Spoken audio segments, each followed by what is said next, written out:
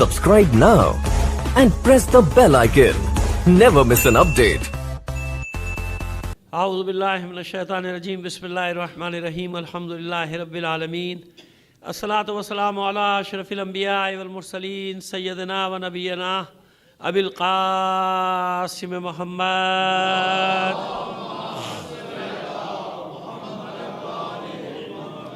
وآلہ الطیبین الطاہرین المعصومین ولعنۃ اللہ علی اعدائہم اجمعین من الآن الی قیام یوم الدین اما بعد فقد قال اللہ تعالی فی کتابہ المبین وہو اصدق القائلین وقولہ الحق بسم اللہ الرحمن الرحیم ووصینا الانسان بوالدیہ حملتہ امہ وہنا علی وہن وفصالہ فی عامین ان اشکر لی ولوالدیک الی المصیر۔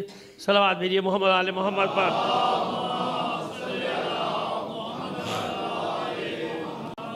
بچے میری بات زیادہ سنتے ہیں، بیٹا آ جاؤ، بچے آ جاؤ، آؤ شاباش آ جاؤ، آپ ہی کے لیے تو پڑھ رہا ہوں، بڑوں کو تو سب معلوم ہے، آؤ آگے آ جاؤ، شاباش بچے، بہت پیارے بچے۔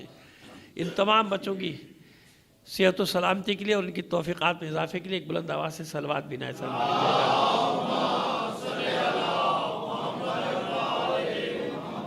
آپ سے درخواست کروں گا مرحوم سید ہدایت حسین زیدی، سید اظہر علی زیدی، سید امجد علی نگہت پروین، نصرت سجاد حیدر عابدی، سید محمد عباس، سب کی نیت کر کے ایک سورہ فاتحہ پڑھ کر بخش دیجئے۔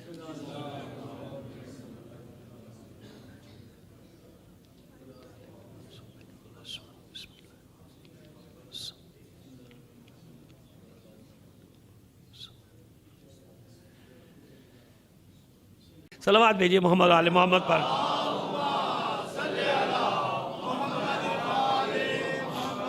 عزیزان محترم، تین مجلسیں انشاءاللہ زندگی رہی تو ہمارا موضوع ہوگا مقام مادر، جیسا کہ آیت سے ماں پر ہوگا۔ تینوں مجلسیں انشاءاللہ کوشش کریں گے مقام مادر، ماں عنوان ہوگا ہمارا پورے تین مجلس، کیونکہ ظاہر ہے کہ اب مسئلہ یہ ہے کہ میں اس ہستی کی مناسبت سے مجالس پڑھ رہا ہوں آپ کے سامنے کہ جو اپنے بچوں کے لیے تو ماں ہے ہی، وہ ہستی ہے جس کے لیے اس کا بابا فرما رہا ہے فاطمہ تو امو ابیہا، فاطمہ تو امو، فاطمہ اپنے بابا کی ماں ہے۔ تو اب اس سے اچھا مجھے عنوان کچھ ملا نہیں کہ اس سے بہتر کوئی عنوان نہیں ہو سکتا اس ہستی کے لیے کہ میں ان تین مجالس کو مخصوص کر دوں مقام مادر کے عنوان سے۔ اور پروردگار عالم سلامت رکھے جن کی ماؤں کا سایہ ان کے سروں پر سلامت ہے، تا دیر سلامت رکھے۔ اور اس لیے بھی میں نے یہ عنوان قرار دیا کہ جن کی والدین اس دنیا سے رخصت ہو چکے نہیں ہیں تو ان کے لیے بھی ثواب کا باعث بن جائے گا، ان کی ارواح بھی خوش ہو جائیں گی، اور بچوں کو یہ بھی معلوم ہو جائے گا کہ صرف زندگی نہیں، مرنے کے بعد بھی ماں باپ کا مقام کتنا ہے نا؟ یعنی دنیا سے چلے جائیں جب بھی ان کا مقام کم نہیں ہوتا بلکہ اور بڑھ جاتا ہے، اور زیادہ ان کے لیے ایصال ثواب اور یہ سب کرنا پڑتا ہے۔ اس لیے میں نے یہ قرار دیا۔ اب دیکھیے بات کہاں تک پہنچتی ہے، ایک صلوات عنایت فرمائیے محمد آل محمد پر۔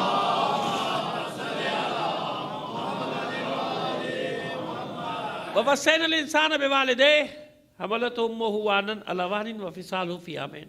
سورہ لقمان 31واں سورہ اور اس کی یہ 14ویں آیت۔ ہم نے انسان کو وصیت کی اس کے والدین کے بارے میں، وَوَصَّيْنَا الْإِنسَانَ بِوَالِدَيْهِ، کہ ہمیشہ یعنی بریکٹ میں کہ ہمیشہ ان کے ساتھ نیکی سے پیش آنا۔ خاص طور پہ ماں کے بارے میں ذکر ہوتا ہے، وَوَصَّيْنَا الْإِنسَانَ بِوَالِدَيْهِ حَمَلَتْهُ أُمُّهُ وَهْنًا عَلَى وَهْنٍ۔ خاص طور پہ ماں کے بارے میں وصیت کی جس نے پے در پے مصیبتیں جھیل کر اس کے وزن کو اٹھایا، پے در پے مصیبتیں جھیل کر اس کے وزن کو، حملتہ امہ وہنا علی وہن وفصالہ فی عامین، اور اس کے دودھ چھڑائی کی مدت کو ہم نے 2 سال قرار دیا، یعنی 2 سال تک یہ اپنے خون جگر کو شیر کی صورت میں اس بچے کو دیتی ہے، جب جا کے یہ گوشت کا لوتھڑا، اس کی ہڈیاں مضبوط ہوتی ہیں، یہ حرکت کرنے کے قابل ہوتا ہے، یہ دیکھنے کے قابل ہوتا ہے، یہ بولنے کے قابل ہوتا ہے۔ یہ ماں ہے نا، ساری تربیت کون کر رہی ہے؟ ماں۔ اس لیے ماں کا خاص طور پہ، والدین کا تو ذکر ہے ہی ہے لیکن ماں کا خاص طور پہ، کہ ماں کا حق زیادہ ہے بھائی۔ کیوں؟ اس نے وہ مصیبتیں اٹھائی ہیں، باپ بھی مصیبتیں اٹھاتا ہے لیکن اتنی مصیبتیں نہیں اٹھاتا جتنی یہ ماں اٹھاتی ہے۔ اور یہ بڑا ایک افسوسناک پہلو ہے کہ دنیا میں ہم پر الزام لگا دیا جاتا ہے کہ دین میں عورت کا مقام نہیں دین میں، خاتون کا مقام نہیں دین میں، بیٹی کا مقام نہیں ہے دین میں، ماں کا مقام نہیں ہے. حالانکہ خدا کی قسم جتنے بھی ادیان اور نظام ہیں، یہ قسم کھا کے میں بات اس لیے کہہ رہا ہوں کہ اللہ نے یہ دیا ہے نا منصب، اس لیے اسی کی قسم کھا کے بات کہہ رہا ہوں کہ جتنے بھی نظام ہیں دنیا کے، جتنے بھی ادیان ہیں دنیا کے، ان سب سے زیادہ جو مقام ماں اور بیٹی کا اسلام نے دیا ہے وہ کسی نظام نے دیا ہی نہیں ہے. خاص طور پر وہ آج کل بیٹی کے معاملات چل رہے ہیں نا کہ بیٹی کو حق دیا جائے، حق دیا جائے، تو آ جائے گا درمیان میں کہ بیٹی کا حق کیا ہوتا ہے اور اسلام نے بیٹی کا حق کیا دیا اور بیٹی کا مقام کیا دیا، بیٹی کو مقام کیا عطا کیا ہے. اور پھر ماں پر تو ہم بات کر ہی رہے ہیں کہ جو مقام ماں کو دیا ہے کہ اگر جنت قرار دیے تو باپ کے قدموں میں جنت قرار نہیں دی ہے. کس کے قدموں میں جنت قرار دی ہے؟ ماں کے قدموں میں. دوسرے معاشروں میں جاؤ کماؤ کھاؤ، عورتیں بھی کمائے کھائیں، بڑی برابری ہے نا بھائی، برابری ہے صاحب، لہذا برابری ہے، لہذا عورت بھی کمائے مرد بھی کمائے. کیا تم نے عزت دی؟ کیا عزت دی عورت کو؟ نہیں کمائے جاؤ گھر سے باہر جاؤ، تم الگ ہم الگ، ایسے ہی ہے نا. یہ عزت دی کہ بغیر بیوی کا درجہ دیے. دیکھیے اب جو میں بات بتانے جا رہا ہوں آپ کو، یہ بتانے جاتا کہ آپ ذہن میں رکھیں دلائل بڑی دنیا کہتی نا آزادی دی ہے. تم نے یہ عزت دی عورت کو، یہ عزت دی بیوی کو، یہ عزت دی ماں کو، یہ عزت دی بیٹی کو. تم نے ان نظاموں کی بات کر رہا ہوں، کیا عزت دی تم نے ان بیٹیوں کو؟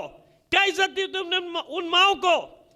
کیا عزت دی تم نے ان بیویوں کو کہ بغیر عقد کیے، بغیر نکاح کیے انہیں گھر میں رکھتے ہو؟ قانون ہے تمہاری یہاں، ہے نا. سنتے نہیں پڑھتے نہیں رہتے آپ کہ شادی ہو گئی، 2 بچے، 2 بچے پہلے، 2 بچوں کے بعد شادی کر رہے ہیں، 3 بچوں کے بعد شادی کر رہے ہیں، 1 بچہ ہو گیا شادی کر رہے ہیں، 3 سال دوست رکھنے کے بعد شادی کر رہے ہیں. کیوں؟ کس لیے کہ اگر دل نہیں لگا تو جاؤ، ہماری شادی تو تھی نہیں، جاؤ تم الگ ہم الگ، ہے ایسے بغیر رکھ رہے ہیں. اسی لیے وہاں آپشن یہ ہوتا ہے کہ باپ کی جگہ پاسپورٹ اور اس پہ شناختی کارڈ پہ ماں کا نام بھی لکھا جا سکتا ہے، کیونکہ باپ کا پتہ نہیں تو پھر کیا کریں بھائی، باپ قبول ہی نہیں کرتا. یعنی بغیر اس کا حق دیے، بغیر بیوی کا مقام دیے رکھتے رہو. اور جناب معذرت کے ساتھ تعلقات بھی ہوں، بچے بھی پیدا ہوں، لیکن بیوی تو نہیں ہے بھائی، میری دوست ہے. کیا ہے؟ گرل فرینڈ ہے. کیا ہے؟ گرل فرینڈ ہی کہتے ہیں نا. چلو خیر، صلوات بھیجیے محمد آل محمد پر. ابھی میں آپ بھی پڑھتے رہتے ہیں، میں بھی پڑھتا رہتا ہوں، ہے کہ نہیں؟ کوئی حق ہے اس بیچاری کو؟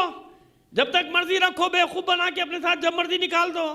جاؤ بچے نہ میں پالتا نہ تم پالتے، مجھے پالنا ہے میں پال لوں گا، تم آپ پالنا چاہتی تم پال لو، ورنہ دے دیں گے گورنمنٹ کو، گورنمنٹ پالے گی. ایسے ہی ہے نا، یہی ہے نا، یہ ہے تمہارا حق دینا. باتیں ہم سے کرتے ہو کہ عورت کو حق دو، عورت کو حق دو، عورت کو حق دو. کتنا حق دیا ہے؟ اگر وراثت میں بیٹی کو آدھا دیا ہے اور بیٹے کو دگنا دیا ہے، ایسے ہی ہے نا، تو کیوں دیا ہے؟ اس لیے کہ بیٹی کا کسی کو پالنا واجب نہیں ہے بیٹی پر، لیکن مرد پر پالنا واجب ہے.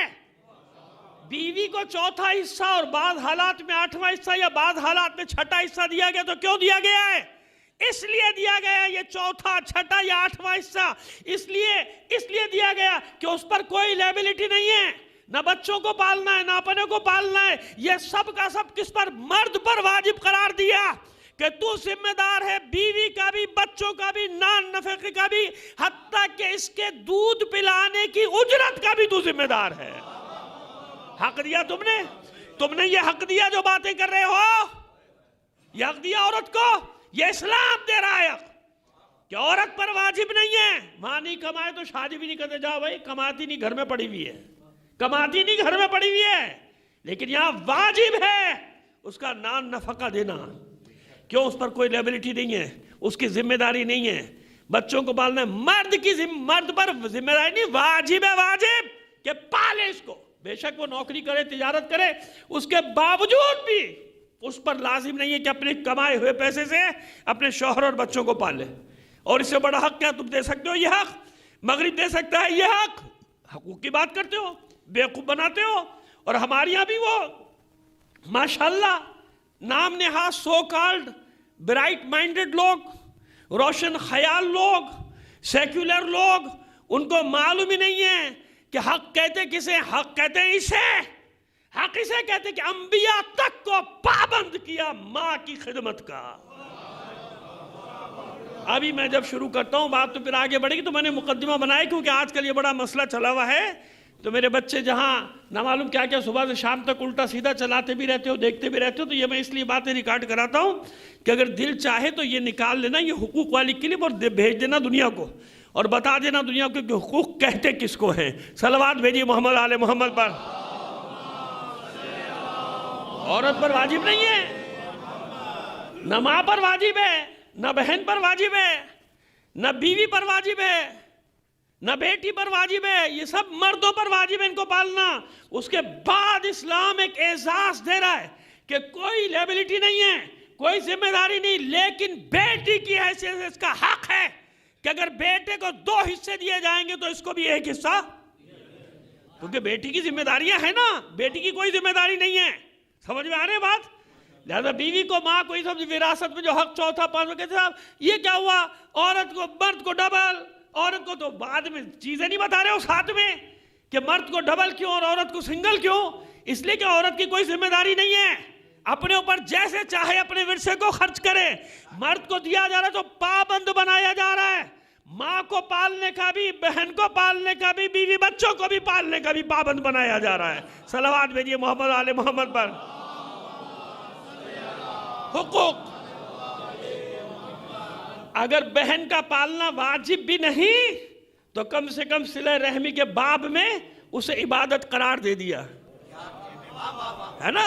دیکھیں میں نے مسئلے کو کلیئر کر دیا، کل کوئی کہہ سکتا کہ نہیں بہن کو پالنا تو واجب نہیں ہے، حالانکہ بڑے بھائی پر ولی کی حیثیت سے اگر وہ ولی ہو، اس لیے پورا فقہی مسئلہ مشکل یہی ہے نا ہماری آپ کی کہ فقہی مسائل بیان کا ہوتے ہیں، اس لیے پتہ ہی کچھ نہیں ہے کسی کو، کہتے ہیں مجلس میں کہاں سے لیا ہے، لیکن ابھی ان مجالس کے بہانے کتنے سارے مسائل انشاءاللہ حل ہو جائیں گے نا، تو کچھ تو معلوم ہونا چاہیے۔ تو ولی کی حیثیت سے بڑا بھائی کیا ہے؟ ولی۔ جب ولی ہے کیا مطلب ہوا؟ بہن ذمہ دار ہے، بہن اس کی ذمہ داری ہے۔ سمجھ میں آ گیا؟ یہ ہے تفصیل مسئلے کی۔ صلوات بھیجیے محمد آل محمد پر۔ آئیے، یہ تو میں نے آج کل جو ڈھول پیٹ رہا ہے نا مغرب، اور یہاں پہ بیٹھے ہوئے مغرب کے ہر کارے اور ہر کاریاں دونوں قسم کے ہیں نا، این جی اوز بنائی ہوئی ہیں، عورت کے حقوق کے نام پہ مال مل رہے ہیں، وہاں سے ڈالر آ رہے ہیں، پاؤنڈ آ رہے ہیں، اور پتہ نہیں کون کون سی کرنسیاں آ رہی ہیں، ان سب کے مسئلے میں یہاں بتا رہے ہیں عورت کے حقوق۔ عورت کے حقوق اپنے گھر میں اپنی ماسیوں کے حق تو دے دے پہلے، جو ٹی وی پہ بیٹھ کے چلا رہی ہے، اپنے گھر میں جو تو نے نوکرانیاں رکھی ہوئی ہیں پہلے ان کے تو حق ادا کر دے، ایسی نوکرانیاں تو بنا کے بتا دو جیسے اسلام نے بتائی ہیں، فضہ جیسی، بتاؤ نا، ہے کوئی دنیا کے پاس مثال ہے ایسی کنیزوں کی مثالیں ہیں کوئی مثالیں؟ ایک نام نہیں، نہ معلوم کتنے نام لے سکتا ہوں کہ کیا کیا مقام دیا ہے اسلام نے۔ کنیزوں کو یہ مقام دیا کہ کنیزیں خدمت کریں تو معصوم ان کو ماں کا درجہ دے رہا ہے۔ اماں فضہ کہتے ہیں نا بھائی، اور کیا کہتے ہیں؟ ہے تو کنیز، وہی مجازن صحیح، لیکن کہہ تو رہے ہیں اماں فضہ۔ صلوات بھیجیے محمد آل محمد پر۔ اس لیے میں نے کیا رکھا؟ مقام مادر، تاکہ معلوم ہو جائے لوگوں کو کہ ماں ہے کون، اسلام میں کسے کہتے ہیں ماں۔ وَوَصَّيْنَا الْإِنسَانَ بِوَالِدَيْهِ حَمَلَتْهُ أُمُّهُ وَهْنًا عَلَىٰ وَهْنٍ وَفِصَالُهُ فِي عَامَيْنِ أَنِ اشْكُرْ لِي وَلِوَالِدَيْكَ۔ بس یہ ماں جس نے پیدر پہ مصیبتیں اٹھا کے تیرے وزن کو اٹھائے، پیدر پہ مصیبتیں جھیل کر تیرے وزن کو اٹھایا، یعنی ایک کے بعد ایک مصیبت، ایک کے بعد ایک مصیبت۔ اتنا آسان ہے بچے کو اپنے رحم میں پالنا، اٹھنے میں، بیٹھنے میں، چلنے میں، پھرنے میں، کھانے میں، پینے میں، ہر چیز میں احتیاط۔ کیوں؟ اپنے لیے نہیں، اپنے بچے کے لیے، میرے بچے کو نقصان نہ پہنچے، میرے بچے کو نقصان، اور کتنی اذیتوں کے بعد پھر اسے جنم دیتی ہے کہ اس درد ذہ کے عالم میں اگر مومنہ کا انتقال ہو جائے تو کہتے ہیں اس کو درجہ ملتا ہے شہیدہ کا، شہید کا۔ اور پوری روایت پڑھ دوں تو لوگوں سے ہضم نہیں ہوگی کہ ایسے شہید جیسے بدر و احد کے شہید، یعنی مومنہ اگر ہے تو، مومنہ اگر اس عالم میں انتقال ہوگی، کیوں؟ اللہ جانتا ہے کہ کتنی بڑی اذیت ہے، درد ذہ کی اذیت کتنی بڑی اذیت ہے، لیکن تو بھول جائے گا نا، بچہ تو بھول جائے گا بڑا ہو کے، اسے کیا معلوم کیا ہوا تھا میرا، میں کیسے پیدا ہوا تھا، کتنی تکلیفوں سے، کب تک میری ماں راتوں کو جاگ جاگ کر مجھے پالتی رہی ہے۔ سمجھ میں آ رہی ہے؟ مغرب تھوڑی بتائے گا، نہ مغرب بتائے گا، نہ مشرق بتائے گا، نہ شمال بتائے گا، نہ جنوب بتائے گا، لہذا قرآن مجید نے پابند کر دیا، تم تو بھول جاؤ گے لیکن میں تمہاری ساری عبادتوں کو مشروط کر رہا ہوں ماں باپ کی خدمت کے ساتھ۔ انشکر لی ولے والدیک، صرف میرا شکر نہیں چلے گا جب تک اپنے والدین کا شکر ادا نہیں کرو گے۔ کتنی بڑی بات ہے یہ، یعنی اپنے شکر کے ساتھ والدین کے شکر کو ساتھ ساتھ انشکر لی ولے والدیک، میرا بھی شکر ادا کرتے رہو اور اپنے والدین کا بھی شکر، میرا اپنے والدین کا بھی شکر ادا کرتے رہو۔ صرف میرا شکر نہیں چلے گا جب تک والدین کا شکر ادا نہیں کرو گے۔ کیوں؟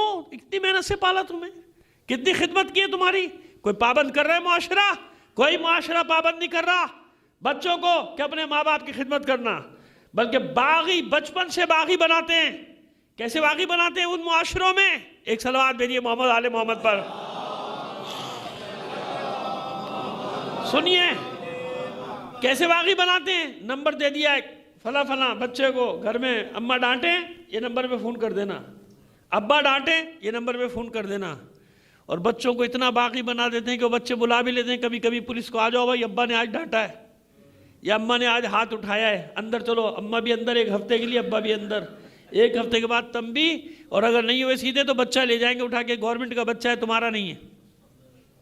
ہاں گورنمنٹ کا بچہ لے جائیں گے، انہیں بغرائے میں پالتے ہیں بچوں کو، پالیں گے لے جائیں گے، ختم قصہ۔ ایسے ہی ہے نا۔ اب ماں باپ جب بوڑھے ہو گئے ان کو بھی نمبر دو نا اب کوئی، کہ اگر بچہ چھوڑ کے بھاگ جائے، بچوں کو تو تم نے جو بے شعور بچے ہیں نا، ان کو تو شعور نہیں، ان کو تو تم نے اتنا حق دیا کہ ماں باپ کو اندر کرا دیں۔ ان کو بے شعور بچوں کو، جن کو کوئی شعور نہیں، سمجھ رہے نا میری بات کو، ان کو تم نے اتنا حق دیا، اتنا حق، جو اپنا اچھا برا سمجھتے ہی نہیں ہے، کچھ نہیں معلوم، اتنا حق دیا کہ نمبر یاد کرا دیا، اس نمبر پہ فون کرو، پولیس کو بلاؤ، ماں باپ اندر۔ جب ماں باپ بوڑھے ہو گئے اور اولاد باغی ہو جائے، چھوڑ کے چلی جائے یا ماں باپ کو نکالے، تو بوڑھے ماں باپ کو بھی تو کوئی نمبر دو کہ اولاد ہمارے ساتھ سلوک کر رہی ہے، اولاد کو اندر کرو، کیونکہ تم نے اپنا مفاد دیکھ کے قانون بنایا، جانتی تھی مشیت، لہذا بچوں کو ماں باپ کا پابند کیا، اور یہاں تک بتایا کہ اگر بڑے ہو جائیں، بوڑھے ہو جائیں تمہارے ماں باپ، اما یبلغن عندک الکبر احدہما او کلاہما، تو ایک ان میں سے کوئی ایک ہے، یہ دونوں بوڑھے ہو جائیں، فلا تقل لہما اف، خبردار اپنے ماں باپ کو اف بھی نہ کرنا، ولا تنہرہما، چہ جائے کہ جھڑک کے بات کرو، چہ جائے کہ اونچی آواز میں بات کرو۔ تو کیسا پابند کیا کہ اچھا دنیا یہ چاہتی ہے کہ بچوں کو باغی بنائے، تو ہم نے بھی ساری عبادتوں کو مشروط کر دیا کہ اللہ کا شکر ادا ہو ہی نہیں سکتا جب تک اپنے ماں باپ کے اطاعت گزار نہیں بن جاؤ گے۔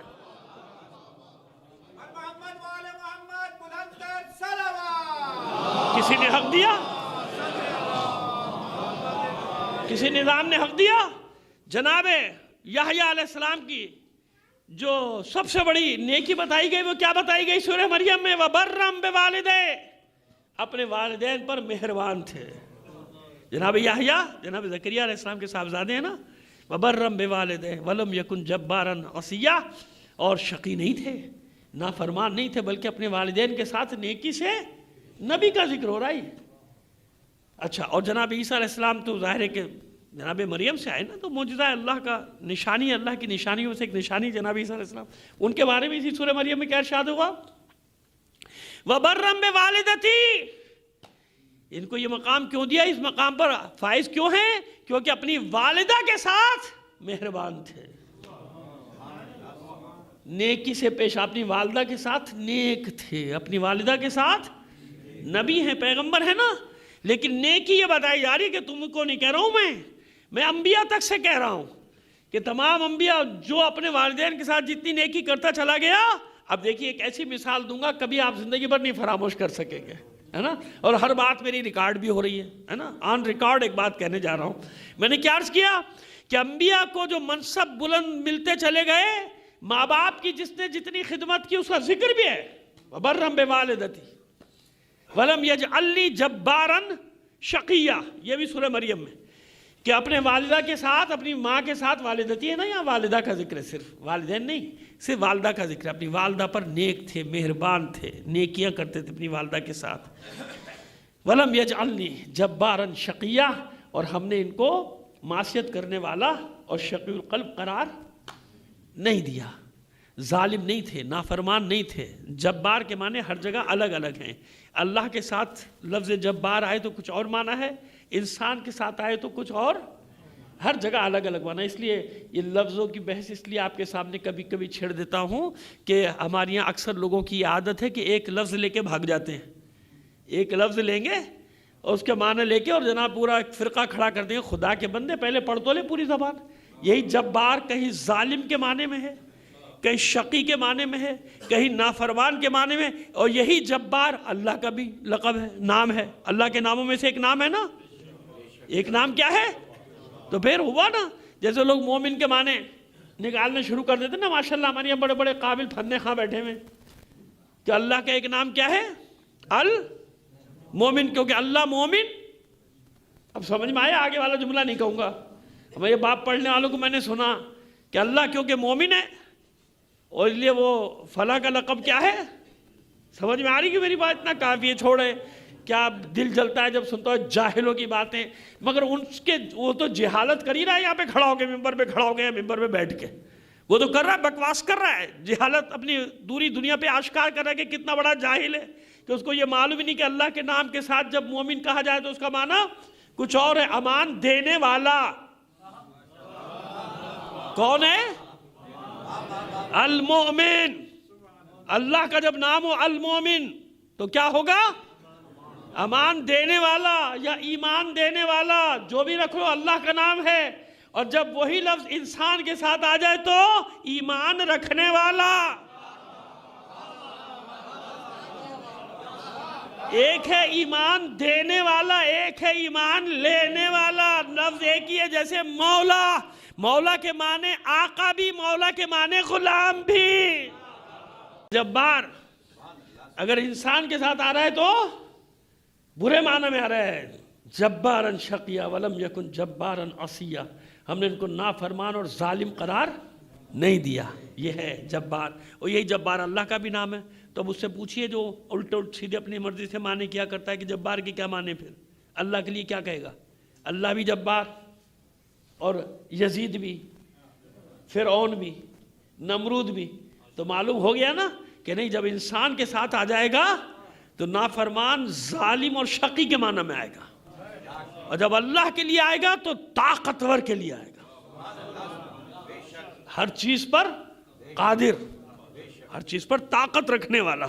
سمجھ میں آئی؟ جیسے مکر کا لفظ ہے بھائی، ہے کہ نہیں؟ کتنی مثالیں دوں اسی قرآن مجید سے. میں اس لیے مثالیں اتنی ساری دے رہا ہوں کہ آپ جو پریشان ہو جاتے ہیں کہ فلاں آدمی تو قرآن کی آیت کا حوالہ دیا، تو خدا کے بندے اس کو پتہ بھی کہ قرآن کے معنی اور مفاہیم کہاں پہ کیا کیا ہیں، کس لفظ کے. ہاں اتنا پڑھ لے جب ساری چیزیں تو پھر اس کے بعد بتائے، بیان کرے تو ہم سمجھیں گے. وَمَكَرُوا مَكَرَ اللَّهِ، وہ بھی مکر کرتے ہیں، اللہ بھی مکر کرتا ہے. تو اب بتائیے کیا فرق رہ گیا بھائی؟ یہ تو 2-3 جگہ آئی ہے نا آیت. وَمَكَرُوا مَكَرَ اللَّهِ. یہ یہود و نصارہ یعنی کفار، اللہ کے دشمن بھی مکر کرتے ہیں، اللہ بھی مکر کرتا ہے. تو بھائی فرق ہو گیا نا دونوں میں. ایک آیت نے بتا دیا کہ جب ان کے لیے مکر کا لفظ استعمال ہو رہا ہے تو کچھ اور معنی ہے، اللہ کے لیے استعمال ہو رہا ہے تو ان کے لیے مکر و فریب ہے، اللہ کے لیے معنی ہے منصوبہ بندی، منصوبہ ساز. یعنی اللہ بھی اپنی منصوبہ بندی کرتا ہے، وہ اپنی چالیں چلتے ہیں، اللہ اپنی منصوبہ بندی کرتا ہے. وہ مکر و فریب کرتے ہیں، اللہ اپنی منصوبہ بندی کرتا ہے. اب سمجھ میں آ گیا؟ ایک ہی آیت میں ایک ہی لفظ، لیکن مطلب دونوں کا دونوں جگہ پہ الگ الگ ہو گیا. صلوات بھیج دیجئے محمد آل محمد پر. بس یہاں بھی یہی لفظ ہے. وَبَرًّا بِوَالِدَتِهِ. عیسیٰ کون تھے؟ اپنی والدہ پر مہربان تھے، اپنی والدہ کے ساتھ نیکیاں کرتے تھے. اپنی والدہ یعنی اتنا بڑا کام ہے اپنی ماں کی خدمت کرنا کہ پروردگار عالم اپنے انبیاء کے لیے منصب بتا رہے کیسے تھے میرے انبیاء. یہ میں نے ان کو سکھا دیا تھا کہ اپنے والدین کی خدمت کیسے کرنا ہے. بَرًّا بِوَالِدَتِهِ وَلَمْ يَجْعَلْنِي جَبَّارًا شَقِيًّا اور نافرمان نہیں تھے، ظالم نہیں تھے، سرکش نہیں تھے۔ جبار کا ایک معنی کیا ہے؟ سرکش بھی آیا ہے۔ کیا ہے؟ سرکش ہے نا، یعنی جب انسان یہ سب کرے تو جبار کے معنی کیا ہوں گے؟ سرکش۔ لیکن جب اللہ کے لیے آئے تو طاقتور، ہر چیز پر حاوی، کوئی چیز اس کی طاقت سے باہر۔ یہ اللہ کے لیے آئے گا۔ جب اللہ کے لیے، اسی نام رکھتے ہیں عبد الجبار، رکھتے نا؟ نہیں رکھتے، کیونکہ وہ اللہ کا نام ہے الجبار۔ صلوات بھیجیے محمد آل محمد پر۔ اس لیے تمام مومنین کو نصیحت کر رہا ہوں کہ کبھی کسی ایک لفظ کے پیچھے ایسا نہ ہو کہ آپ دامن چھوڑ دیں عقل و خرد کا۔ عقل و خرد کا دامن آسے نہ چھوڑیں، کیونکہ آپ کو تو نہیں معلوم کہ قرآن مجید میں کہاں پہ کیا لفظ کس معنی میں۔ کوئی بھی آئے ایک لفظ لے کے الٹا سیدھا معنی بتا کے تفسیر بھی رائے کر کے، تفسیر بھی رائے کا بھی بیڑا غرق کر کے چلا جائے۔ تفسیر بھی رائے بھی ایک آدمی کو، انسان کو کرنے کا حق ہوتا ہے جس کو کچھ تو آتا ہو، کچھ تو پڑھا لکھا ہو۔ تو چلو ہم بات بھی کریں اس کے لیے کہ ہاں بھائی تفسیر بھی رائے کر رہا ہے، پڑھا لکھا آدمی ہے، اپنی رائے سے تفسیر کر رہا ہے، اگرچہ نہیں کرنی چاہیے لیکن پڑھا لکھا آدمی تو ہے۔ لیکن ایک پڑھا لکھا بھی نہ ہو، پھر ایک ایک لفظ کو لے کے دوڑ جائے اور اس لفظ کی اپنی مرضی کی توجیحات، اپنی مرضی کے معنی مفاہیم بیان کرے، کتنا بڑا گناہ ہو جائے گا۔ کیوں؟ صرف اپنی نفس کی تسکین نہیں کر رہا، لوگوں کی گمراہی کا باعث بن رہا ہے، مومنین کو گمراہ کر رہا ہے، مومنین کو ادھر ادھر لے آ رہا ہے۔ آئیے دیکھیے، اب میں نے جو کہا کہ انبیاء کے مقام میں ماں باپ کا مقام کیا ہے۔ جناب یوسف علیہ السلام 12 بھائیوں میں سے ایک ہے نا، جناب یعقوب کے 12 بیٹے، ان میں سے ایک ہے جناب یوسف علیہ السلام۔ ایسے ہی ہے، وہ کیسے بیٹے ہیں؟ سب سے عزیز اپنے والد کو، جناب یعقوب کو سب سے زیادہ پیار ہے نا۔ یعنی جناب یعقوب کا مقام یہ ہے کہ یہ جاننے کے باوجود کہ میرا بیٹا مجھے ملے گا، اتنی محبت تھی جناب یوسف سے کہ روتے روتے نابینا ہو گئے۔ وَبْيَضَّتْ عَيْنَاهُ، سفیدی آ گئی، یعنی چربی چڑھنا کہتے ہیں نا آنکھوں پہ، روتے روتے سفیدی آ گئی، بند ہو گئی آنکھیں، اتنا روئے تھے، اتنی محبت تھی جناب یوسف سے۔ اور آپ کو ایک بات بتائیں کہ ہوا کیا؟ ہوا اتنا کہ سارا واقعہ تو جناب یوسف علیہ السلام کا سنتے رہتے ہیں، آخر میں یہ ہوا خلاصہ کہ جب جناب یوسف سے ملنے کے لیے جناب یعقوب اپنے باقی 10 بیٹوں کے ساتھ، کیونکہ ایک بیٹا تو وہاں رک گیا تھا نا لاوی، اس نے کہا تھا میں نہیں جاؤں گا کیونکہ میں اپنے باپ کو منہ نہیں دکھا سکتا، پہلے ایک بھائی کھویا پھر دوسرا بھائی کھویا، 9 بھائیوں کے ساتھ، کیونکہ ایک بھائی کو تو بنیامین کو روک لیا تھا جناب یوسف نے، اور جب بھائیوں میں سے ایک بھائی رک گئے تھے لاوی، جناب لاوی کا زیادہ ذکر ہے، کہیں یہودا کا بھی ذکر ہے، لیکن جناب لاوی کا، کیونکہ کہیں یہودا نام پڑھنے تو آپ میرے پیچھے نہ پڑ جائیں، اس لیے میں نے دونوں نام لے دیے۔ یہاں آج کل یہ بھی بڑا مشکل ہو گیا مسئلہ، او تحقیق دان بہت پیدا ہو گیا ہماری قوم میں ماشاءاللہ، اور بغیر پڑھے لکھے محقق مصیبت یہ ہے۔ صلوات بھیجیے محمد آل محمد پر۔ تو وہ دوسروں کے لفظ پکڑا کرتے تو میں نے لے دیا کہ بھائی یہودا نام سن لو، تو بتا دیا میں نے کہ یہ کہیں کہیں یہودا کا نام بھی آتا ہے، لیکن زیادہ تر کس کا ذکر ہے؟ جناب۔ اب دیکھیے بات بتاؤ آپ کو، جو بات بتانے جا رہا ہوں اصل لاوی کو کیوں میں زیادہ ذکر کر رہا ہوں لاوی کا۔ لاوی کی غیرت نے گوارا نہیں کیا، پہلے ہم ایک دکھ دے چکے ہیں اپنے باپ کو، اتنا، یہ بنیامین کا دکھ، جاؤ بابا کو بتاؤ میں نہیں جاؤں گا جب تک میرا بھائی یہاں سے میں نہیں جائے گا، بنیامین میں نہیں جاؤں گا۔ لاوی نہیں گئے۔ خیر وہ قصہ مختصر، جناب یعقوب اپنے باقی 9 بیٹوں کے ساتھ، توجہ ہے نا، دیکھیں کچھ دے کے جانا چاہ رہا ہوں، یہ جو بچے معصوم بیٹھے نا یہاں، ان کے حوالے کر کے جا رہا ہوں تاکہ ہمیشہ ان کو یاد رہے، گھر میں کچھ سکھانے کو ملے نہ ملے۔ آج کل تو ٹائم نہیں ہے ماں باپ کے پاس، آپ کو معلوم ہے، وقت نہیں، زندگی ایسی مشینی ہو گئی، پیسہ کمانے میں چکر مقابلے بازی میں لگے ہیں، بچوں کو کیا سکھائیں۔ یہ تو بڑا احسان ہے اہل بیت علیہ السلام کا، کرامت ہے کہ مجلس میں سب آپ اپنے معصوموں کو لے کر آ جاتے ہیں، مائیں بھی لے کر آتے ہیں۔ اللہ ہاں، اس مجالس کا احسان ہے نا بھائی۔ اللہ صلی اللہ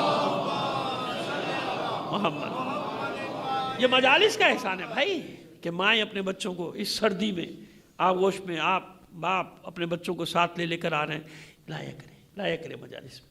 جب تک فرش ازا ان بچوں سے آباد ہے نا، تشیع پہ کوئی مصیبت نہیں آتی۔ ہاں اس دن میں ضرور فکر مند ہوں، آج تک میں فکر مند نہیں ہوا، آپ نے کبھی میری کوئی تقریر مایوسی کی سنی بھی نہیں ہوگی، 40 سال سے میں پڑھ رہا ہوں مجلس سے، جو بھی جانتے کبھی نہیں پڑھتا۔ کیوں؟ بچوں کو دیکھتا رہتا ہوں مجلس میں آ رہے ہیں کہ نہیں آ رہے۔ جس دن یہ بچے آنے بند ہو گئے نا مجلسوں میں، اس دن میں بھی فکر کروں گا کہ اب کچھ گڑبڑ ہے معاملہ۔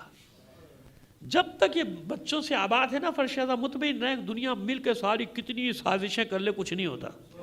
تشیع کا نہ کل کچھ بگاڑ سکے نہ آج کچھ بگاڑ سکے۔ آپ نے دیکھا نہیں آج بگاڑنا چاہا تھا کیا ہوا؟ سن لیں اس کی ماں کا بیان، اس کی بیوی کا بیان، اس کی بیٹی کا بیان، ایک شخصیت نے جس کی کچھ سمجھ میں نہیں آیا تھا ماں کسے کہتے ہیں، بیوی کسے کہتے ہیں، بیٹی کسے کہتے ہیں، ایک مرد مجاہد نے سارے کریکٹر دنیا کے سامنے پیش کر دیے کہ تمہارا مرتا ہے تو کیا ہوتا ہے، ہم مرتے ہیں تو ہماری خواتین کیسے تقریریں کرتی ہیں۔ سمجھ میں آ گئی بات؟ سمجھ میں آئی بات؟ کیونکہ میں نے دیکھا ہے نا کہ اپنی ماں کے قدموں کو کیسے بوسے دے رہا ہے، اس کی ماں اس کے پیشانی کا کیسے بوسہ لے رہی ہے، اس کا رویہ کیا تھا اپنے بیوی کے ساتھ، اس کا کیا رویہ تھا اپنی بیٹی کے ساتھ، کیا رویہ تھا اس کا بچوں کے ساتھ، تو یہ ساری چیزیں سامنے آتی ہیں نا بھائی۔ تو خیر جناب یعقوب علیہ السلام اپنے 9 بیٹوں کے ساتھ آئے، اب جانا نا جناب یوسف سے مل کے جا رہے ہیں، اور جناب یوسف نے اپنا کرتا پہلے بھیجا تھا کہ جاؤ لے جاؤ میرے بابا کی آنکھوں سے مس کر دینا، روشنی واپس آ جائے گی، بینائی واپس آ جائے گی۔ کرتا مس کیا، روشنی واپس آ گئی۔ اب آئے ہیں کون سا باپ جو برسوں، کتنے برس مجھے نہیں معلوم، 20 25 30 40 جو بھی تھا نا، جو بھی برس، ٹھیک ہے، روتا رہا اپنے بیٹے کی جدائی میں۔ وہ بیٹا جس کے بارے میں یقین ہے کہ ملے گا، اللہ کا وعدہ ہے نا بھائی۔ خواب کی تعبیر، خواب سنایا تھا نا جناب یوسف نے کہا تھا خبردار بھائیوں کو نہیں سنانا، تو معلوم ہے نا جناب یعقوب کو کہ ملے گا۔ گئے ہیں جناب یوسف کو بھی خبر مل گئی کہ بابا آ رہے ہیں اور میرے بھائی بھی سب آ رہے ہیں، نکلے باہر محل سے استقبال کے لیے، سواری پہ بیٹھے، سواری سے اترے نہیں، سواری سے باپ آ رہا ہے اس کے احترام میں، اس کے استقبال میں، اچھا اترے کیوں نہیں؟ پروٹوکول کا مسئلہ تھا۔ وزیروں نے کہا نہیں بھائی آپ کو اترنا نہیں ہے، آپ بیٹھے رہیے گا، آپ عزیز مصر ہیں۔ کون ہیں؟ وزیر خزانہ پہلے تھے، بعد میں تو حاکم بن گئے تھے نا، خزانوں پر تو مسلط کیا تھا پہلے والے عزیز مصر نے، اب تو خود آپ عزیز مصر تھے۔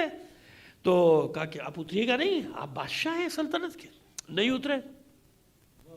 جناب جبرائیل آئے، نازل ہوئے، ذرا سا ہاتھ تو بلند کیجئے فضا میں، ایسے آستین بلند کی، دیکھا ایک نور نکلا چلا گیا، نور نکلا۔ دلیل بھی دوں گا، آپ سمجھیں گے کہ روایت قصص انبیاء کی تاریخ نہیں ہے، کیونکہ یہ ما قبل تاریخ کی بات ہے نا، ان کو کیا کہا جاتا ہے؟ قصص انبیاء کی باتیں ہیں سارے۔ آپ کو کہے تاریخ میں کہاں ہے تو تاریخ اس وقت ٹھیک ہے بھائی، کون لکھنے والا تھا؟ یہ ما قبل تاریخ کی باتیں کہلاتی ہیں، حکایات اور قصص انبیاء، اور ایسی قصص ہیں کہ جن پر مہر تصدیق ثبت ہے، سینہ با سینہ ہزاروں سال سے چلی اور مستند ہو گئی، انہی کو مستند مانا جاتا ہے۔ ہاں دلیل دے دیں گے، اس کی سچائی پہ دلیل ابھی دے دیں گے۔ کوئی کہہ سکتا ہے نا صاحب یہ تو قصص انبیاء کی بات ہے، روایت ہے، صحیح بھی ہو سکتی ہے غلطی بھی ہو سکتی ہے، آپ بالکل جناب مجھے بھی معلوم ہے، لیکن آپ اس کو غلط ثابت کرنے کے لیے بھی آپ کو دلیل لانی پڑے گی، اور صحیح ثابت کرنے کے لیے بھی دلیل لانی پڑے گی، ایسے ہی ہے نا۔ چلیے ابھی دلیل دیتے ہیں، پہلے قصہ سن لیجئے۔ نور نکل گیا بجلی سے، تو پوچھا جناب یوسف نے یہ کیا ہوا بھائی؟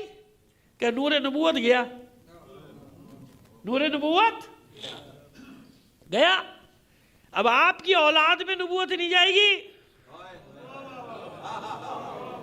اب آپ کی اولاد میں نبوت نہیں جائے گی، اور یاد رکھیے پوری تاریخ میں جناب یوسف کی نسل میں کوئی نبی نہیں ہے۔ کسی کو اولادوں کے نام بتا دیجیے مجھے، چلیے بتا دیجیے کسی کو معلوم ہے تو، کوئی نبی نہیں ہے، خود نبی ہیں مگر جناب یوسف کے اولاد میں سرداری گئی، بادشاہت گئی، ان کے اولاد میں نبوت نہیں گئی۔ نبوت کہاں گئی؟ لاوی کی نسل میں۔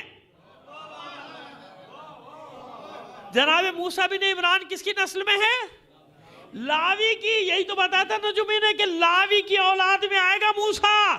تو ماں باپ کا احترام لاوی نے کیا کیا کہ غیرت کی وجہ سے گئے نہیں، باپ کا سامنا نہیں کر سکتے کہ ایک بیٹا پہلے کھو چکے، دوسرا بیٹا یہاں رہ گیا، میں نہیں جاؤں گا، یا تو یہاں مر جاؤں گا یا اپنے بھائی کو اپنے باپ کے پاس لے کر جاؤں گا۔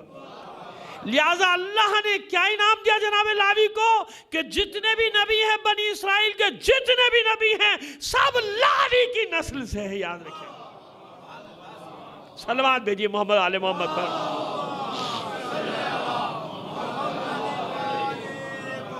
یعنی لاوی ابن یعقوب، جو بنی اسرائیل کے نبی، جناب یعقوب کی اولاد میں نا سارے نبی، تو جناب یوسف بھی نبی ہیں، لیکن جناب یوسف کی اولاد میں نبی نبوت۔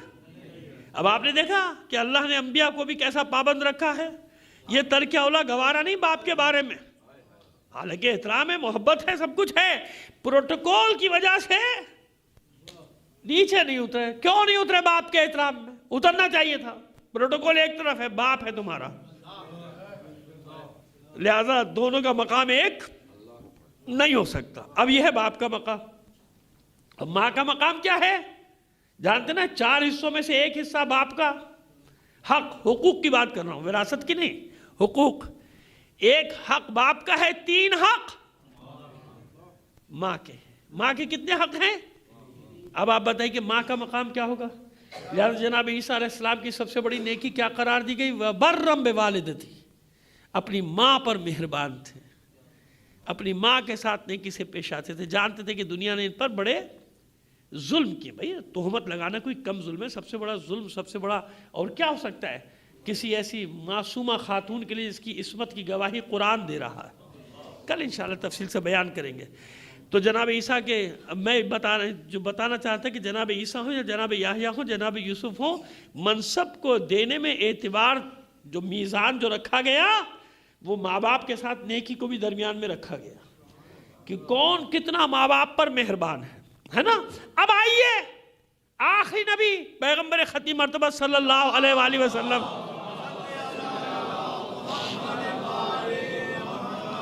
تمام انبیاء کو کلمہ پڑھنا ہے کیونکہ مقصود کائنات ہے نا، ماں باپ کو بھی کلمہ پڑھنا ہے، اور پڑھا ماں باپ نے بھی کلمہ۔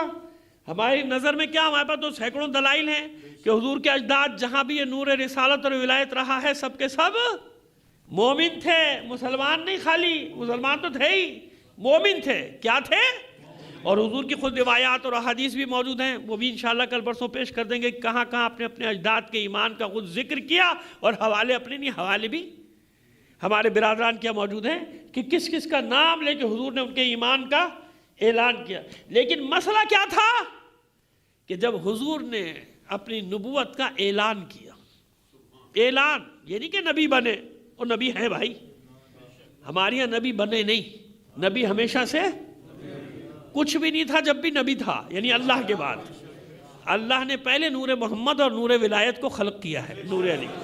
یہ بھیا ہمارے عقیدے کی بات ہے، آپ اس پہ ہم سے چاہے بحث کر لو، 100 سال بحث کرتے رہو، ہم دلیلیں دیتے رہیں گے کہ سب سے پہلے اللہ نے نور محمد کو خلق کیا ہے، اول ما خلق اللہ نوری، اللہ نے سب سے پہلے میرے نور کو خلق کیا، اور انا والی من نور واحد، میں اور علی نور ایک نور سے۔ اس پر ہم دلیلیں دیتے رہیں گے بھائی، آپ کو دلیلیں چاہیے ہم دیتے رہیں گے، ہمارے پاس دلیلوں کا سلسلہ ختم نہیں ہوگا۔ لیکن خلاصہ یہ اعلان نبوت کب کیا؟ جب اللہ کا حکم ہوا۔ ہر نبی کب اعلان کرے گا اپنی نبوت کا؟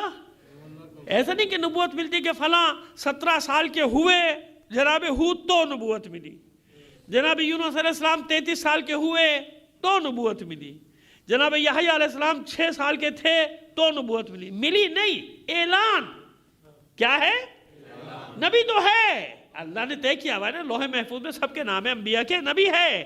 اعلان کسی نے 6 سال کے سن میں، کسی نے گہوارے میں، ہے نا بھائی، آغوش میں، ماں کی آغوش میں جناب عیسیٰ علیہ السلام نے، تو وہ اعلان کی بات ہے کہ کس نے اعلان کب کیا، سمجھ میں آ رہی ہے بات؟ تو حضور نے اپنی نبوت کا اعلان کب کیا؟ 40 سال۔ اب دیکھیے مشیت کا انتظام دیکھیے آپ، کہ آپ رحم مادر میں تھے، کہتے ہیں 2-3 روایتیں نا جناب عبداللہ ابن عبد المطلب کے انتقال کی، کہ آپ ولادت سے 2 مہینے پہلے، حضور کی ولادت سے، دنیا میں آنے سے، آج کل اس پہ بھی بڑا جھگڑا ہو رہا ہے، ولادت ہوئی کہ ظاہر وہ خدا کے بندہ، خدا کا خوف کرو، اللہ کو مانو۔ قرآن مجید کہہ رہا ہے کہ فلاں کی ولادت پہ، ان کے پیدا ہونے کے دن پہ سلام، ان کے زندگی پہ سلام، ان کے مرنے پہ سلام۔ قرآن مجید کہہ رہا ہے لم یلد ولم یولد ولم یکن لہ کفوا احد، سوائے اللہ کے کوئی لم یلد ولم یولد نہیں ہے۔ یہاں اسی پہ جھگڑا ہو رہا ہے، اللہ کے بندو، معصومین سے ان کے منصب چھیننا چاہتے ہو؟ جناب خدیجہ کس کی ماں ہے؟ کس کی ماں ہے؟ جب وہ پیدا ہی نہیں ہوئی تو ماں کہاں سے آ گئی؟ معذرت کے ساتھ بقول ہمارے بعض احباب کے، اچھا دلیل نہیں دیں گے، لڑنے کھڑے ہو جائیں گے، اس کا عقیدہ اچھا نہیں ہے، اس کا عقیدہ سچا نہیں، اور تو عقیدے کا ٹھیکیدار بن کے بیٹھا ہوا ہے، اور میں تجھ سے ڈروں گا؟ تو جھوٹ بولتے ہوئے نہیں ڈرتا، میں سچ بولتے ہوئے ڈر جاؤں گا؟ تو لوگوں کو بہکاتے ہوئے نہیں ڈر رہا، میں لوگوں کی ہدایت کرتے ہوئے ڈر جاؤں گا؟ ایسا تو کوئی نہ دے میرا ساتھ، کوئی بھی نہ دے، مجھے اس کی کائے کی پرواہ، مجھے کوئی پرواہ نہیں ہے۔ کیوں؟ اس لیے کہ میں جانتا ہوں کہ فاطمہ کی ماں کا نام ہے خدیجہ۔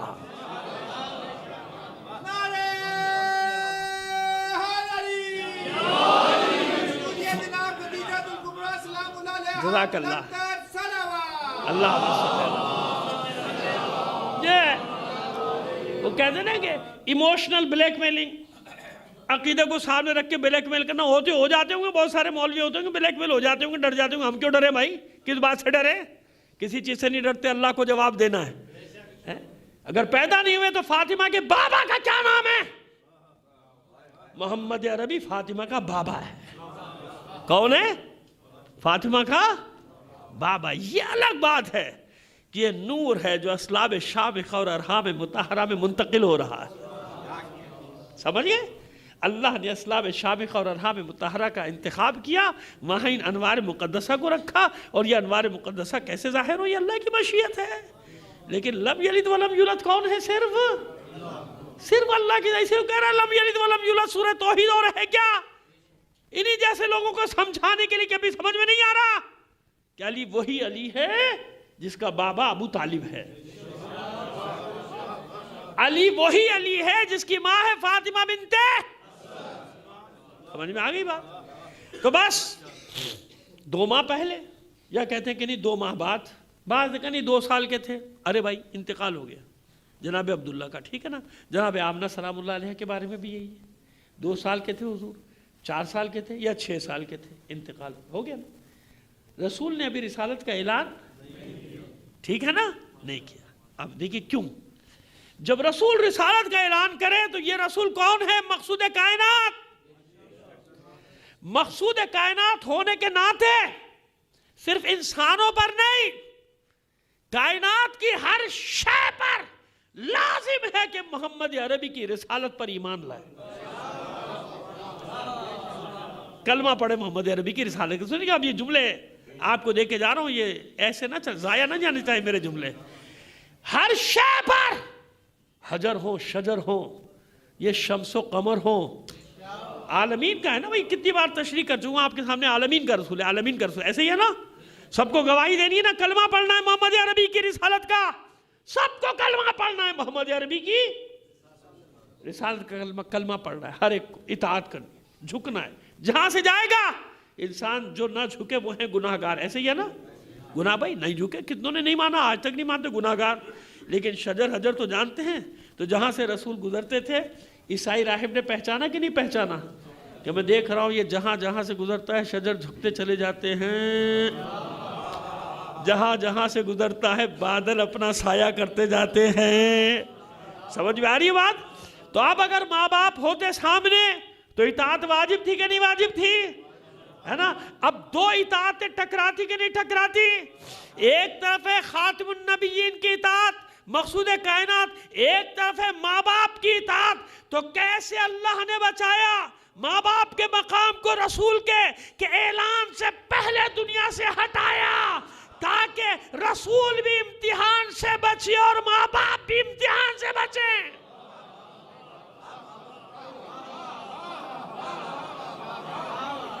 ماں باپ کے مقام کو بچایا اللہ۔ کس کے مقام کو بچایا؟ ماں باپ کے مقام کو بچا لیا۔ کیوں؟ اگر رسول تو پوری کائنات کے لیے واجب الاطاعت ہے نا۔ جب جو معصوم اپنا منصب سنبھال رہا ہے اس کے ماں باپ دنیا میں نہیں ہے، کیوں؟ یہ وہ مقام ہے جو اللہ بچا رہا ہے، جس کی حفاظت کر رہا ہے۔ کیوں؟ اگر وہ سامنے ہوں گے تو معصوم پر بھی اپنے ماں باپ کی اطاعت واجب ہے کہ نہیں ہے؟ واجب ہے نا؟ جب تک منصب پہ فائز نہیں ہوئے ہیں اطاعت کی ہے کہ نہیں کی؟ مجھے بتائیے، معذرت کے ساتھ اچھا لگے یا برا لگے بھائی، ہم تو ایسی بات کرتے ہیں 2-2-4 والی، سیدھی سی بات، اور سنتے بھی رہتے ہیں لوگوں کی بڑی گالیاں والیاں دیتے رہو، ہمارا کچھ نہیں بگڑتا۔ ہاں اگر کسی ایسی بات پہ کوئی گالی دے تو پھر ہم سوچیں گے جب ہم غلط ہوں، اگر ویسے کوئی دے تو دیتا رہے بھائی، انبیاء کو دیے، رسولوں کو دیے، میں کیا بیچتا ہوں، میری حیثیت کیا ہے، میری اوقات کیا ہے نا. میں تو سیدھی سی بات کر رہا ہوں آپ سے, 2 اور 2 4 والی بات کروں. یہ بتاؤ کائنات کا مولا رسول کے بعد کون ہے؟ منصب کی بات, مولا تو پورے کائنات کا ہے, اللہ, رسول اور پھر یہی ترتیب ہے نا. اس ترتیب پہ کسی کو شک تو نہیں, اس میں شک بھی نہیں کرنا, کیونکہ کلمہ سب سے بڑی دلیل ہے. لا الہ الا اللہ محمد رسول اللہ, یہ ترتیب ہے. جس نے اس ترتیب کو بگاڑنے کی کوشش کی تباہ ہو جائے گا, برباد ہو جائے گا. دنیا آخرت سب اس کی تباہی بربادی پھر جائے گی. اس ترتیب کو کوئی نہیں بگاڑنا, یہی ترتیب ہے. ایسے ہی ہے نا کلمہ, بالکل ایسے ہی ہے. اب مجھے بتائیے کہ بچپن سے لے کر جوانی تک, جب تک جناب ابو طالب حیات تھے, جناب ابو طالب حکم دیتے تھے علی کو یا علی حکم دیتے تھے ابو طالب کو؟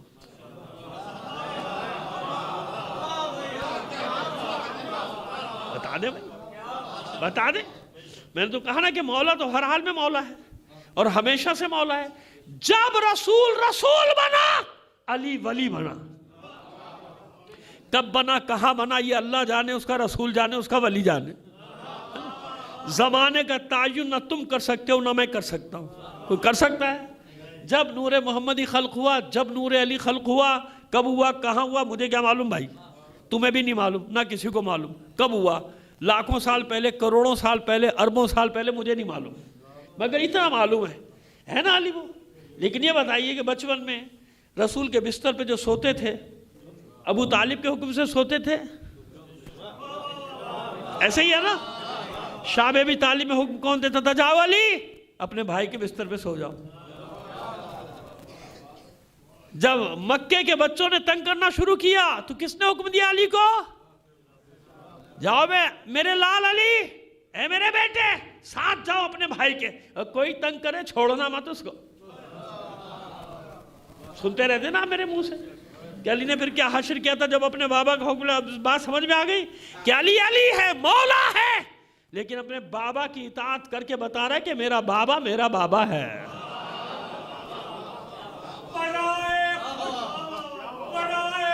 جزاک اللہ. محسن اسلام لکھے پڑھے نبوت امامت آل عمران والد کل امامت. بہت ٹھنڈا ہے بھائی, کل سے ذرا سادہ لائیں. علیہ السلام کی عظمت بہت ٹھنڈا ہے. بلند تر حیدری صلوات. اللہ صلی. اب بات سمجھ میں آ گئی کہ جیسے ہی حضور کے پردہ فرمانے کے بعد مولا نے منصب سنبھالا تو نہ ابو طالب اس دنیا میں ہے, نہ جناب فاطمہ بنت اسد. سمجھ میں آ گیا؟ جب دوسرے امام نے منصب سنبھالا, ماں باپ پردہ فرما چکے, یہی تیسرے امام, یہی چوتھے امام, یہی پانچویں امام, یہی سلسلہ چل رہا ہے نا. تو اللہ نے ماں باپ کے مقام کو بچایا. لیکن کون بتاتا ہمیں؟ قرآن کی آیات اپنی جگہ, تشریح کون کرے گا؟ سیرت کہاں سے لائیں, سنت کہاں سے لائیں؟ جس جملے پہ آج ختم کر رہے ہیں نا, کل یہی سے انشاءاللہ زندگی رہی بات کو آغاز کریں گے. لہٰذا یہ سیرت قیامت تک باقی رکھنے کے لیے, سنت قیامت تک باقی رکھنے کے لیے آیات کی تفسیر کون کرتا اگر رسول اپنی بچی کو اپنی ماں کا مقام نہ دیتے؟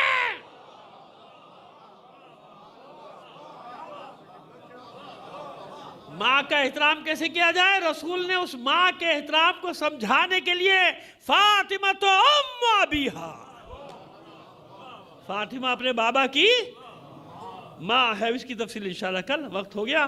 اور گزارش یہ ہے کہ جتنا مجمع یہ ابھی آ گیا نا, اگر کل وقت پہ آ جائے گا تو میری تسلی ہو جائے گی. جو بعد میں آئے نا انہی نے ایک چیز مس کی ہے.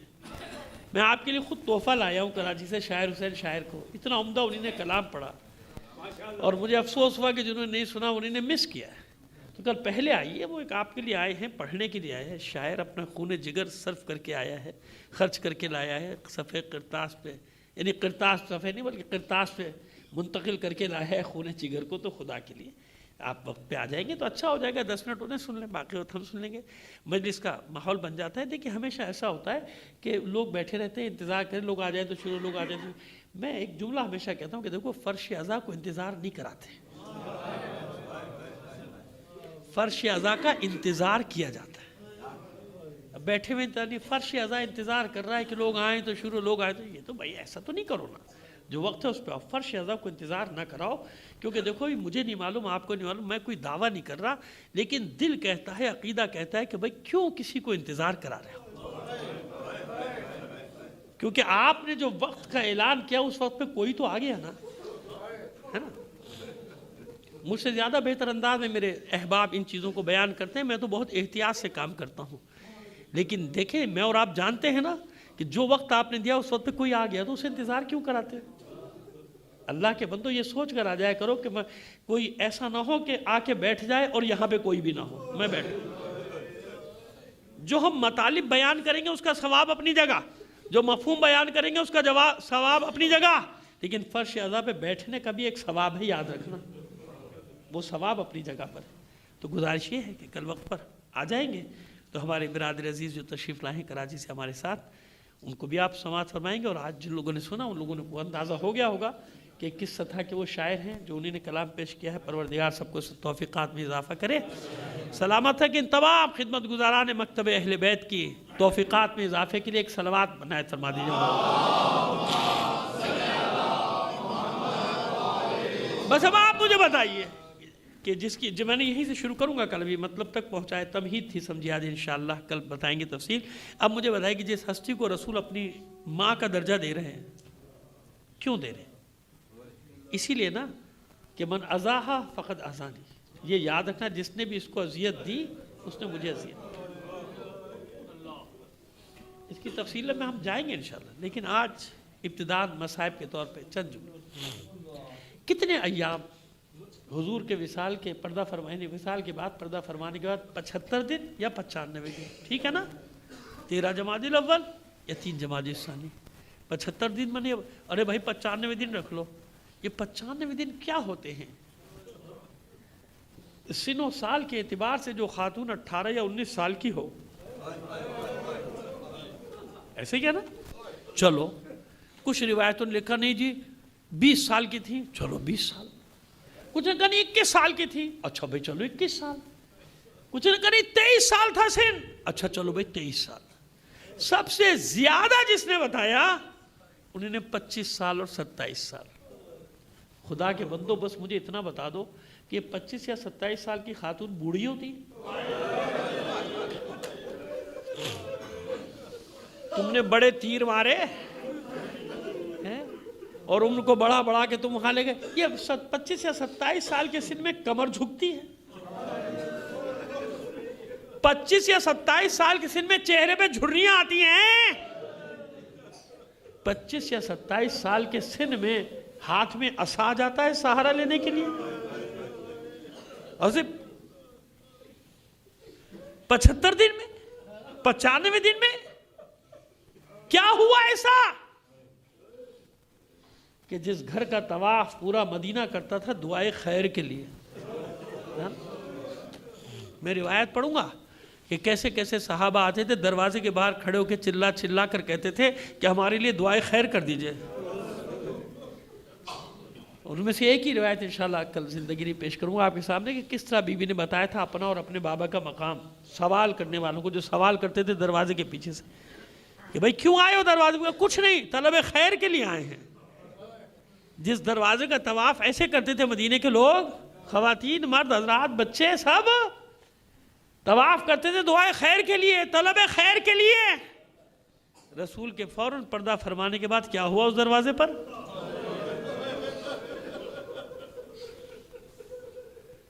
یہ بی بی مدینے کے ایک ایک گھر میں گئی تھی، جانتے ہیں آپ، اور اپنے بچوں کو لے کر جاتی تھی۔ معصومہ آپ جانتی ہیں کہ کچھ نہیں ملنے والا، لیکن بی بی حجت تمام کرتی تھی۔ جانتی ہیں اب حسن حسین کا ہاتھ پکڑ کے چادر میں ملوث، جو کبھی گھر سے نہیں نکلتی تھی بی بی، ایک ایک گھر میں مدینے کے گئی ہے، خواتین سے جا کے کہتی تھی کہ دیکھو ہمارا حق لٹ رہا ہے، تم لوگ دیکھ رہے ہو۔ سب لوگ افسوس کا اظہار کرتے تھے، کوئی مدد کے لیے باہر نکلنے کو تیار نہ تھا، افسوس کا اظہار کرتے تھے، گھر میں بیٹھ کے روتے بھی تھے بے کسی پہ۔ اور بی بی نے پھر ملامت بھی کی، جب بعد میں جب بی بی کا مرض اس حد تک پہنچ گیا تھا کہ مدینے والوں کو یقین تھا کہ خواتین جو دیکھنے آتی تھی کہ بی بی دنیا میں رہنے والی نہیں، تو آتی تھیں، افسوس کا اظہار بھی کرتی تھی. تو بی بی کے خطبے بھی ہیں، موقع ملا تو ٹھیک، ورنہ پھر کسی اور جگہ ان ایام میں زندگی بیان کر دوں گا بی بی نے ان خواتین کو کیا کہا تھا. لیکن عزیزوں بس جو آپ کو بات بتا رہا ہوں کہ اتنی نالا ہو چکی تھی بی بی کہ کسی سے ملنے کو تیار نہیں تھی، شکل دیکھنے کی روادار نہیں تھی. آج ساری دنیا میں کروڑوں مرد، عورتیں، بچے جس بی بی کا ماتم کر رہے ہیں نا، رو رہے ہیں، عشرے پورے ہو رہے ہیں نا، جمادی الاول میں بھی، جمادی الثانی میں. اس بی بی کی عالم، مدینے میں یہ عالم تھا اسی چند دن میں کہ بی بی کسی سے ملنے پر راضی نہیں تھی، کسی کو معاف کرنے کو تیار نہیں تھی، کسی کی شکل دیکھنے کی روادار نہیں تھی. کوئی نہیں ہے میرے گھر، مجھے کسی سے نہیں ملنا. اور اتنا کچھ ہوا تھا کہ بعض لوگوں نے چاہا تھا کہ آ کے معافی مانگ لے، کیونکہ مدینے کے گھر گھر میں یہ بات پھیل گئی تھی کہ یہ حدیث لوگ نقل کرتے تھے، من غضبہا فقد اغضبنی ومن اغضبنی فقد اغضب اللہ. جس پر میری بیٹی فاطمہ غضبناک ہوئی میں غضبناک ہوا، جس پہ میں غضبناک ہوا اس پہ اللہ. اب پریشان ہو گئے لوگ کہ یہ کیا مسئلہ ہوا، لہذا فوراً مولا علی کو اپروچ کیا کہ ہمیں ملنا ہے، ہم معافی مانگنا چاہتے ہیں. جو کچھ ہوا، اب جو کچھ ہوا وہ تو بتا دیں گے آپ کو، جو کچھ ہوا اس پہ معافی مانگنا چاہتے ہیں، معافی مانگنا چاہتے ہیں. بی بی ہر بات منع کر دیتی تھی. ایک دن جب علی گھر میں داخل ہوئے تو آنکھیں نم تھیں، علی کی آنکھوں میں نمی تھی. معصوم کونین تڑپ اٹھی، علی کی آنکھوں میں نمی دیکھی. یا ابو الحسن، مدینے والوں نے کوئی نیا ظلم ڈھایا، کوئی نئی بات؟ معصوم کی آنکھوں میں اشک ہیں. فرماتے ہیں کہ شہزادی آپ اپنی مرضی کی مالک ہیں، میں آپ کے پاس پیغام لاتا ہوں، آپ انکار کر دیتی ہیں ملنے سے، یہ آپ کا حق ہے. لیکن باہر پورے مدینے میں یہ پروپیگنڈا کیا جا رہا ہے کہ دختر رسول تو ملنا چاہتی ہیں، علی ملنے نہیں دیتے. یہ ہے میرے مولا علی کی مظلومیت. علی علی علی، یہ ہے علی. دیکھ رہے ہو مظلومیت علی کی؟ کہہ رہے ہیں بی بی آپ کا حق ہے، دختر رسول آپ کا حق ہے، آپ نہ ملیں. لیکن میرے لیے مشکل یہ ہو گئی کہ باہر یہ پورے مدینے میں پروپیگنڈا ہے، جہاں سے میں گزرتا ہوں لوگ یہ کہتے ہیں کہ وہ تو ملنا چاہتی ہیں، ملنے نہیں دیتے. بس میں کیا کہوں کس طرح سے فاطمہ نے علی کے چہرے کی طرف دیکھا ہے. ہم اپنے اردو زبان میں بہت تیر ماریں گے تو لفظ ڈھونڈ لائیں گے، حسرت و یاس سے دیکھا. یہی لا سکتے، اور کیا لا سکتے؟ ہمیں تو نہیں مل سکتے. لیکن بہرحال ایک کیفیت ہے جس سے چہرے کو دیکھا، اور پھر شہزادی کی آنکھوں سے بھی اشکوں کا سیلاب جاری. کہ ابو الحسن جائیے، انہیں پیغام دے دیجئے، میں ان سے ایک بار ملوں گی، آپ کی خاطر میں اجازت دیتی ہوں، ایک بار ملیں. فاطمہ جانتی ہیں کہ علی کے دل پہ کیا گزر رہی ہے. ایک جن کی شکل دیکھنا نہیں چاہتی، حسنین کی ماں، علی کی خاطر، علی کے حق کی خاطر. یہ بہت بڑی مصیبت ہے زہرا کے لیے ان کے سامنے بیٹھنا. لیکن جانتے ہیں کہ میری وجہ سے علی پر الزام آ رہا ہے. ابو الحسن پہ الزام آ جائے یہ گوارا نہیں. اے علی، اے ابو الحسن، کہہ دیجئے آپ میں ایک بار ملوں. پیغام مل گیا، پردہ حائل ہو گیا درمیان میں. ایک طرف دختر رسول بیٹھی ہیں، دوسری طرف کچھ لوگ بیٹھے ہیں. آ کے رونا شروع کیا، معافی تلافی کے الفاظ. بی بی نے کہا سب بعد میں، پہلے ٹھہرو، میں ایک حدیث پڑھتی ہوں اپنے بابا کی، تصدیق کرو تم نے سنی کہ نہیں سنی. یہ بتاؤ میرے بابا نے میرے بارے میں کہا فاطمہ تو بضعۃ منی، تصدیق کی کہ ہاں، آنے والوں نے تصدیق کی ہاں ہم نے سنا. بتاؤ کیا تم نے سنا کہ میرے بابا نے فرمایا من رضاہا فقد رضانی ومن رضانی فقد رضا اللہ. جس سے میری بیٹی فاطمہ راضی ہوئی اس سے میں، یا جس نے میری بیٹی فاطمہ کو خوش کیا، راضی کیا، اس سے میں راضی، جس سے میں راضی اس سے اللہ. ہاں سنا. اچھا یہ تصدیق کرو، بتاؤ کہ میرے بابا نے کہا من اغضبہا فقد اغضبنی ومن اغضبنی فقد اغضب اللہ. جس پر فاطمہ غضبناک اس پر میں غضبناک، جس پر میں غضبناک اس پر اللہ غضبناک. من اذاہا فقد اذانی ومن اذانی فقد اذى اللہ. جس نے فاطمہ کو اذیت دی اس نے مجھے اذیت دی، جس نے مجھے اذیت دی اس نے سر جھکا کے آنے والوں نے کہا ہاں ہم تصدیق کرتے ہیں۔ بس یہ تصدیق لینے کے بعد اب دختر رسول نے ہاتھ اٹھایا آسمان کی طرف، معبود گواہ رہنا میں ان سے ناراض جا رہی ہوں،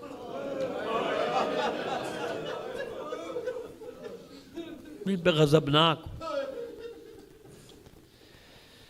آنے والے روتے ہوئے چلے گئے، ان کا دفاع کرنے والوں نے طرح طرح سے دفاع کرنے کی کوشش کی کہ تو اول تو یہ ہو ہی نہیں سکتا کہ رحمت للعالمین کی بیٹی معاف نہ کرے، وہ کریمہ بنت کریم ہے، کوئی معافی مانگے کیسے معاف نہیں کرے گی، اور بہت ساری باتیں کی، یہ واقعہ نہیں ہوا، لیکن یاد رکھو واقعہ ہوا اور فاطمہ نے معاف بھی نہیں کیا۔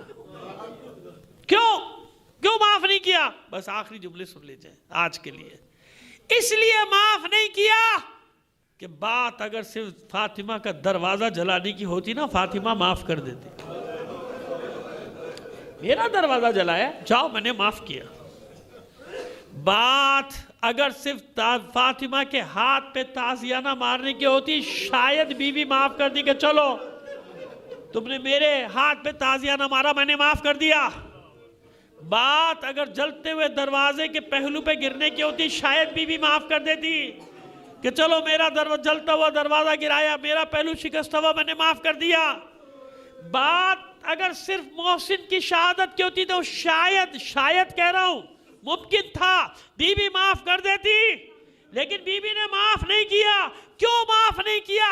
اس لیے معاف نہیں کیا کہ بات میرا دروازہ جلنے کی نہیں ہے، بات یہ ہے کہ اب تم نے قیامت تک لوگوں کو ہمت دے دی، تم نے کربلا کی بنیاد رکھ دی، اب کربلا میں میری بچیوں کے خیموں کو جلایا جائے گا کہ جب فاطمہ کا دروازہ جلایا جا سکتا ہے تو زینب کے خیمے کیوں نہیں؟ جب فاطمہ کے پہلو پہ جلتا ہوا دروازہ گر سکتا ہے تو سکینہ کو تماچے کیوں نہیں مارے جا سکتے؟ جب محسن شہید کیا جا سکتا ہے تو علی اصغر کے گلے میں تیر کیوں نہیں مارا جا سکتا؟ جب دختر رسول کو دربار میں بلایا جا سکتا ہے تو دختر رسول کی بیٹیوں کو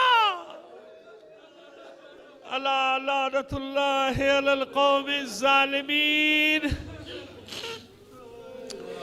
وَسَيَعْلَمُ الَّذِينَ ظَلَمُوا أَيَّ مُنْقَلِبٍ يَنْقَلِبُونَ۔ بار الہ بحق محمد و آل محمد ہمارے اس قلیل عمل کو قبول فرما لے، اپنی حاجات اپنے امام زمانہ کے توسل سے تیری بارگاہ میں پیش کرتے ہیں۔ دنیا میں جہاں کہیں بھی مومنین آباد ہیں ان کی جان و مال عزت و آبرو کی حفاظت فرما۔ عزاداران حسین کو اپنے حفظ و امان میں رکھ، جو مومنین عزادار ہونے کے جرم میں شہید کر دیے گئے انہیں شہدائے کربلا کے ساتھ محشور فرما۔ جو اسیر ہیں لاپتہ ہیں بحق اسیران کربلا خیر سے ان کے گھروں تک واپس پہنچا دے۔ بیمار ہیں بہت سارے مومنین نے اپنے مریضوں کی شفا یابی کے لیے کہا ہے، بحق بیمار کربلا ان سب کو صحت کاملہ و عاجلہ عطا۔ دنیا میں جہاں کہیں بھی مومنین باطل قوتوں سے برسر پیکار ہیں، مومنین کو فتح و نصرت عطا فرما۔ دشمنان اسلام دشمنان اہل بیت کو شکست فاش سے دوچار کر دے۔ معبود ہماری سرحدوں کی حفاظت فرما، دہشت گردوں کو نیست و نابود کر دے، ان کے ٹھکانوں کو برباد کر دے، ان کے سرپرستوں کو ذلیل و رسوا کر دے۔ جو طاقتیں ہمارے ملک کے خلاف سازشوں میں مصروف ان کی سازشوں کو واپس ان کی طرف پلٹا دے۔ بار الہ ہمارے شہروں میں امن و امان قائم کر دے۔ معبود رہبر معظم کو طول عمر عطا فرما۔ بار الہ یہ نیا فتنہ جو سامراج نے یہود و نصارہ نے ہنود نے سب نے مل کر مسلمانوں کے خلاف اٹھایا ہے، خاص طور پر مومنین کے خلاف، معبود ہمیشہ کی طرح اس فتنے کو بھی ناکام کر دے۔ ہمیں ان حالات میں ثابت قدم رہنے کی توفیق عطا فرما۔ بار الہ ہمارے مجاہد مراجع اور مجاہد علماء کا سایہ ہمارے سروں پر سلامت۔ ہماری ماؤں کو ایسے فرزند پالنے کی توفیق عطا فرما کہ وہ ایک ایک بیٹا پوری دنیا میں پوری قوم کے لیے عزت کا باعث بن جائے۔ ہم اس قابل نہیں، اس قابل بنا دے جب تیری آخری حجت کا ظہور ہو، ہم اس کے ادنا سے سپاہیوں میں شامل تعجیل فرما ظہور امام زمانہ میں۔ جن مرحومین کے مجھے نام دیے گئے تھے ان سب کی نیت کر لیجئے، اپنے مرحومین اور تمام شہداء کو شامل کر کے ایک سورہ فاتحہ پڑھ لیجئے۔